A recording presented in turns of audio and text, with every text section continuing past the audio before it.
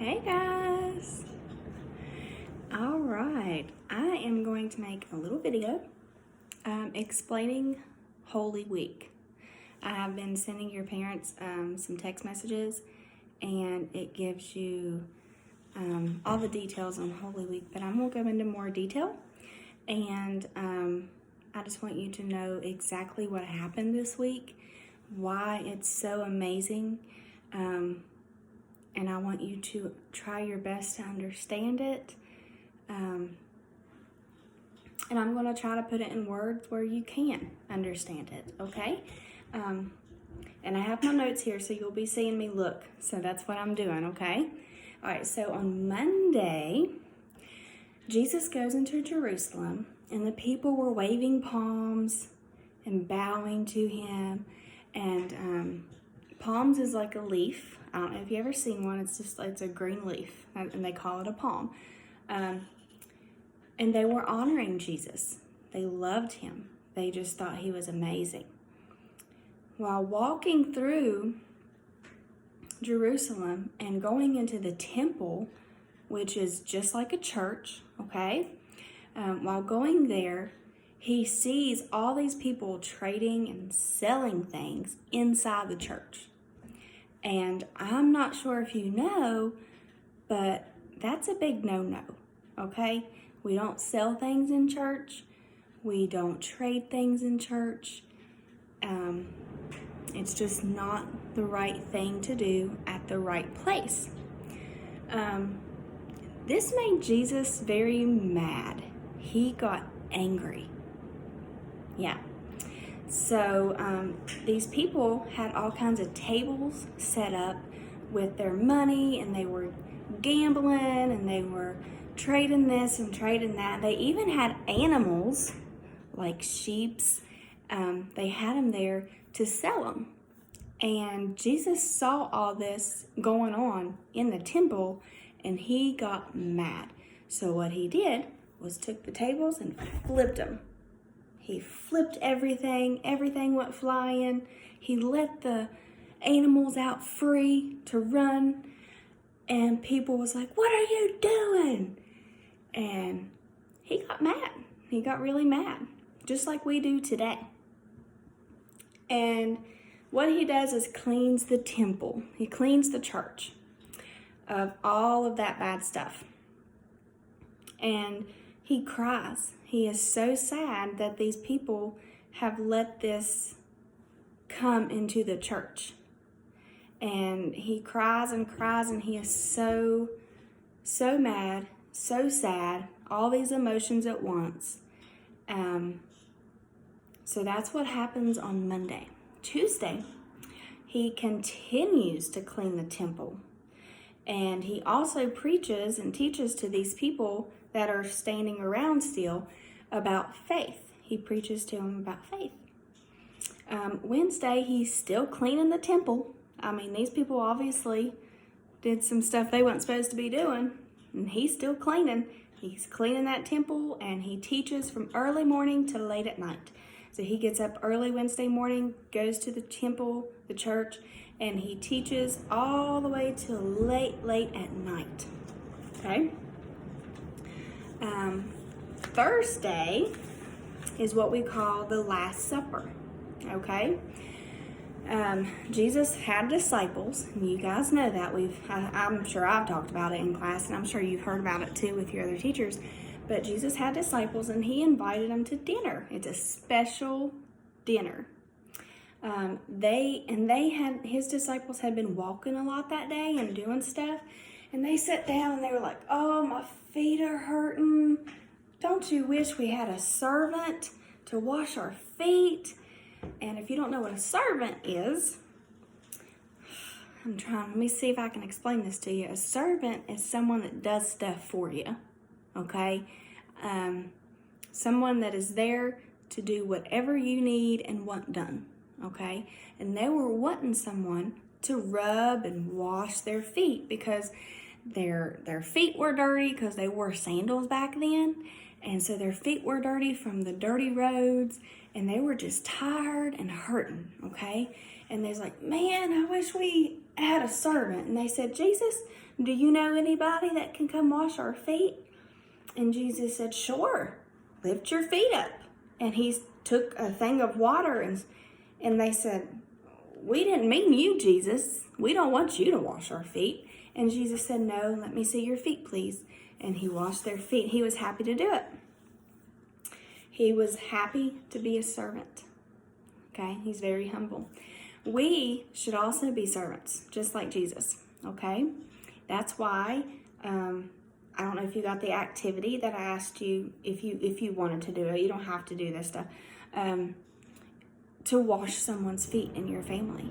It shows a sign of respect and gratitude and just thankfulness, and you just want to serve people and be there and do what you should do, just like Jesus did. So even though he is our king right now, Jesus is our king, he also is our servant because he wants to care for us. Jesus wants the best for us, and he will do anything that he could and that he can do for us. But he also wants us to take care of others, okay? Before the dinner, after they washed their feet and stuff, they sat down at this big table that Jesus had. And before the dinner, he spoke up and he said, someone at this table is going to do something bad to me. And they were like, what? We love Jesus. Who is here that is going to do something bad to you? We love you. And he said, someone here is sitting and they will betray me. They will betray my love and my trust. And one of his disciples is Judas. Okay? Judas was the one who was going to do something bad, but nobody knew this except Jesus. So Judas is sitting there and he's like, oh no, he knows it's me. Jesus looks at Judas and he says, Judas, go ahead, do what you were going to do. And Judas walks out. Judas didn't get to eat with them again. He missed the Last Supper. He left. So Jesus gave thanks for the food after all that happened. And all of his disciples were like, what just happened? We thought Judas loved Jesus and he obviously is going to do something bad to him. What's going on? But they just continued on. Jesus said, let's go ahead and eat. Jesus gave thanks like we do today. We pray for our food. We thank God for all that he's given us and all the food, hoping and praying that it will nourish our bodies. He said when he broke a piece of bread, and he said, whenever you eat this bread and drink this wine, I want you to remember me. He said it's a symbol of my body, which will be broken. And it's a symbol of my blood, which will be shed for you. And what that means is, he said, it's a symbol of my body, which will be broken for you. Later in this story, you will hear that they beat Jesus. They beat him so bad. He was bleeding from head to toe. He had broken bones, broken ribs. So that's what he meant when he said, when he broke the bread and he passed it around to his disciples and said, when you eat this, I want you to remember that it's my body being broken for you. And then he gave them a drink. They called it wine. That's what they say it is. And he said, this is a symbol of my blood which will be shed for you. And that means all of the blood that happened through the beating. So it's just a symbol. It's a remembrance of all that he went through for us. Okay, that's what that means. So, like I said, Jesus said to his disciples, this is the last supper and that I will have with you. And he said, I have to go away soon, but don't worry, we'll see each other again real soon, I promise. And his friends, his disciples, they were sad. And they said, why do you have to leave? Are you sure you really have to go? And Jesus said, yes, I have to go, but I'll be back. Who wants to go pray with me? I'm going to go pray in the Garden of Gethsemane. Who wants to go pray with me? And they said, we'll go. Yeah, we'll go. So they eat their bread and drink, and then they go pray with Jesus, where they're supposed to pray. So this is kind of like Thursday night, Friday night. This is like in the midnight hours. He told his disciples when they got to the Garden of Gethsemane, he said, I'm going to go over here and pray, and I want you to stay here, stay awake, be on watch, and I want you to pray. While praying, in the middle of the night, Jesus asked God, his Father, he said, God, if this is not your will, please let this cup pass. If it's your will, let this cup pass for me. Which means he really don't want to do this if he don't have to. Because he knows what's coming. He knows what's going to happen. He knows they're going to beat him. He knows he's going to die. He knows all of this. So he kept praying, God, please, just if it's your will, let it be done. If it's not your will, let it pass from me. He stops praying for a little bit, and he goes back and checks on his disciples. And guess what? They were asleep. Yeah, they fell asleep. Jesus shook them. He was like, wake up, wake up. He said, why are you asleep? Could you not watch for 1 hour and pray with me? Could you not do that? So he goes back and he prays. He continues to pray, with or without him. And while he's praying, he hears something in the distance, and he recognizes the voice. Guess who it is? It's Judas. Remember, Judas is the one who left the supper because he was supposedly he's going to do something bad. Yep. He hears Jesus, and what Judas did, he hears Judas. And what Judas did, what was so bad is he traded Jesus for 30 pieces of silver, which is money. He traded Jesus for money. So he told this army, they've been looking for Jesus, and he said, I know where you can find Jesus. He's going to be praying. He prays all the time. He's going to be right here. So he knew where he was going to be, so he took the soldiers there. And they went there to arrest him, to arrest Jesus. And his disciples finally woke up, and one of them went and tried to stop him from taking Jesus away. But Peter is one of his disciples. That was his name.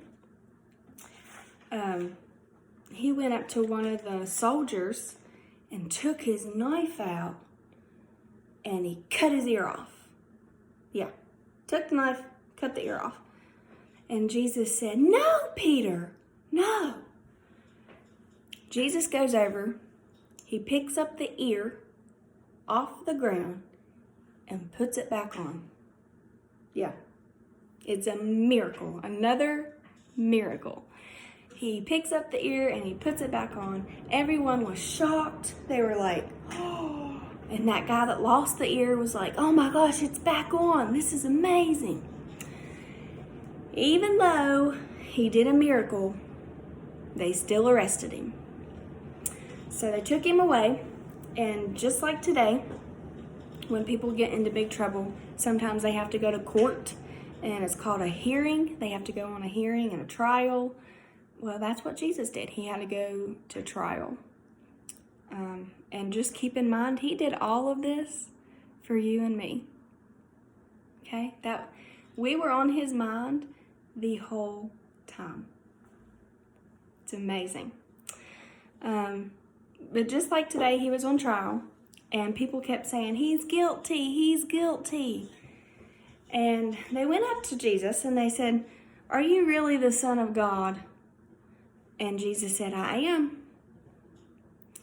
And he was sent to Pilate. Pilate was the governor, which is a big man. He's over a lot of stuff. He's important.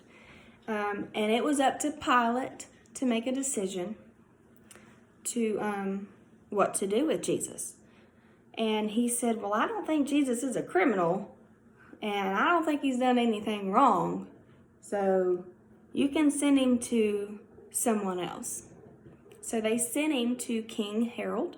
I think it was Herod. And he said, well, he's just a fake. He just makes up stuff. He's crazy. He's a crazy man. Just send him back to Pilate. I don't know what to do with him. So they sent him back to Pilate. And what happened was Pilate already had some prisoners, criminals that did really bad things, and they were in prison in Pilate's place, his jail. So he brings out one prisoner. It's a really bad one. He's done some really bad things in his life. And he had them stand beside each other. Okay, I'm going to use these eggs as people. Here's the bad prisoner.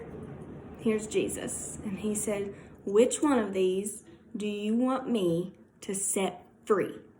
Do you want me to set free the bad prisoner? Or do you want me to set free Jesus, the one who claims he is the Son of God? Which one do you want me to set free? And people said, the prisoner. This prisoner's name was Barabbas. Ain't that a funny name? Barabbas. So he let Barabbas free. He let a bad person free. So they said, well, what do you want us to do with Jesus? And everybody said, crucify him, crucify him. What does crucify mean? That means they're going to kill him. This is when it comes to part. They beat him.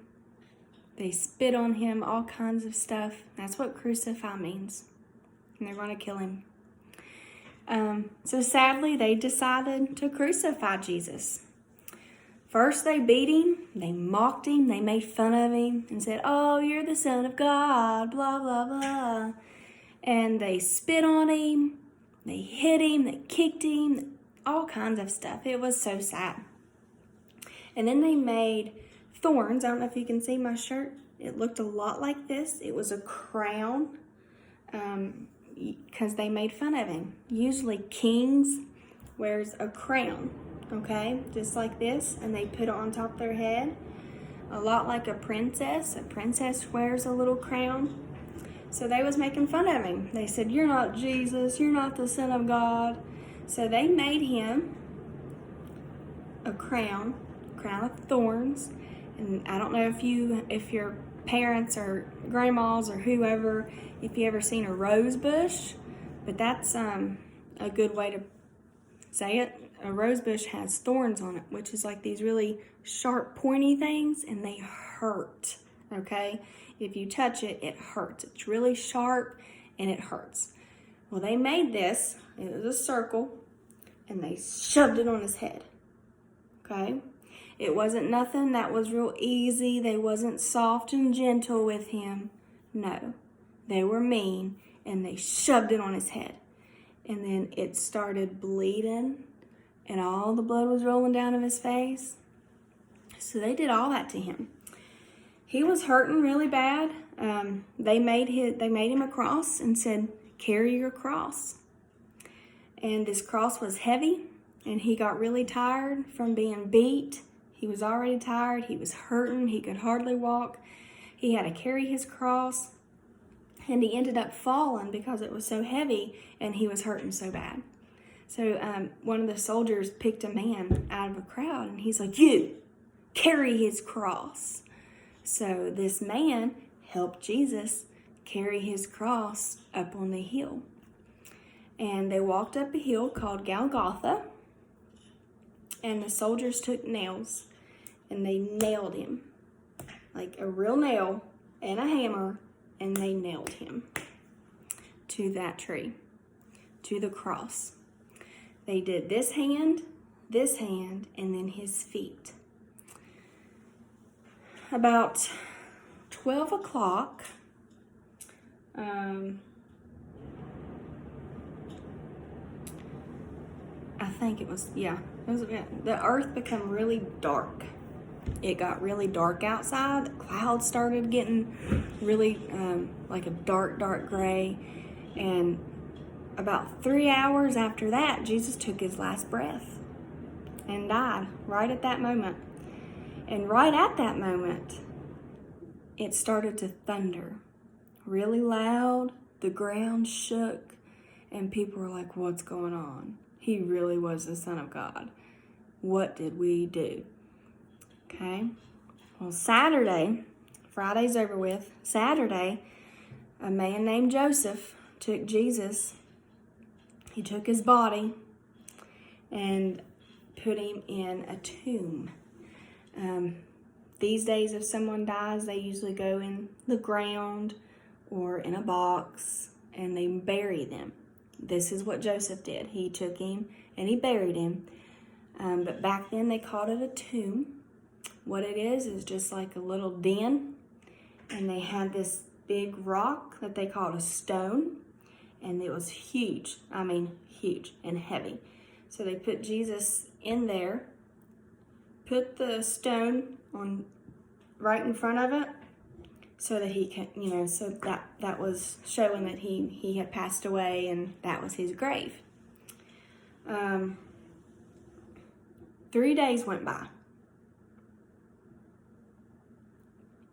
The Friday, Saturday, and Sunday.